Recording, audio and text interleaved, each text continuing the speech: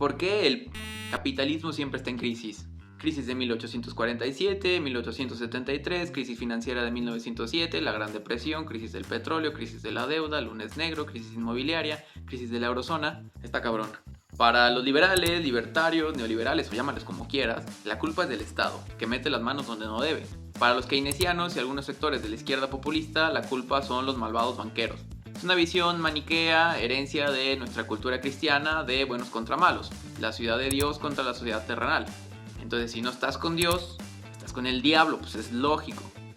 Pero espera, ¿qué es lo que dicen los economistas ortodoxos? La economía tradicional ortodoxa dice que los mercados nunca fallan porque los precios reflejan las decisiones informadas de los individuos, lo que garantiza la asignación eficiente de recursos. Y ojo, que esta lógica que aplican al mercado de bienes la extienden al mercado financiero. Afirman que los precios de los activos reflejan toda la información disponible y que los inversores racionales corrigen rápidamente cualquier error. Por lo tanto, según ellos, no deberían existir ni burbujas financieras ni especulación.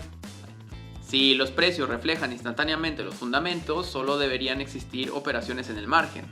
De esta forma llegan a la conclusión de que lo financiero, como sucede con el dinero en la teoría monetarista, es neutro. Pero la realidad nos dice otra cosa, y no hay que ser economista para verlo. Siempre hay inversores que son alcistas y están comprando porque creen que los títulos están baratos, y bajistas vendiendo porque creen lo contrario. Además, hay mucha gente que confía sus fondos a instituciones financieras cuyas decisiones lo menos que tienen es ser neutrales. Obviamente hay economistas ortodoxos que reconocen estos problemas, el caso por ejemplo de Ben Bernanke, que acepta la existencia de los fallos de mercado como asimetrías de información, problemas de agencia y sobre todo el problema del apalancamiento. Por su parte, los críticos keynesianos o de izquierda populista dicen que la culpa es de los banqueros o de la codicia de los empresarios. Hyman Minsky, economista keynesiano, dice que el capitalismo colapsa por la dinámica del crédito. Las empresas se endeudan en expansión y cuando las tasas suben, pues... Si te suena parecido es porque es casi lo mismo que decía Hayek, pero en vez de culpar a los bancos, culpa al exceso de dinero barato que distorsiona las tasas de interés y genera inversiones insostenibles. Pero aquí hay una cuestión clave. Para ambos bandos, el problema es o la falta de regulación o el exceso de ella. Pero la clave real de las crisis no es ni el Estado ni la codicia de los banqueros. Es la caída de la tasa de ganancia y eso es parte de la propia dinámica del capitalismo.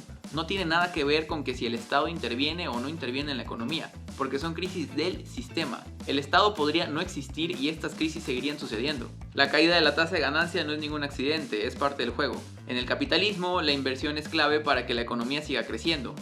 Pero si la rentabilidad del capital se debilita, la inversión se frena y la economía se estanca. Pequeños cambios en los márgenes de ganancia pueden desatar un efecto dominó. Menos producción implica más problemas en el sector financiero. La crisis de 1929, como ya lo habíamos explicado en otros videos, fue eso.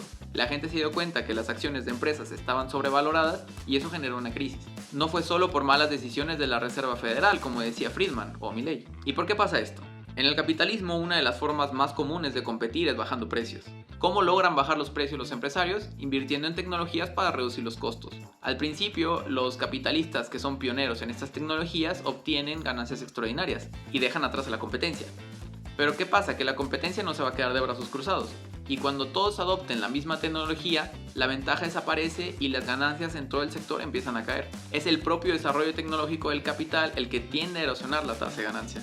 Al caer la tasa de ganancia, el capital entra en crisis. Por ejemplo, con DeepSeek, se desplomaron las empresas ligadas al desarrollo de la inteligencia artificial porque DeepSeek produce servicios de inteligencia artificial más baratos que los actuales, lo que implica una caída brutal de la tasa de ganancia. Desde los años 70, varios economistas como Minky Lee, John Bradford, Michael Roberts o Paul Cockshott, por mencionar algunos, han demostrado empíricamente cómo se da esta caída de la tasa de ganancia en el capitalismo. Es un fenómeno que se puede medir, contar y pesar.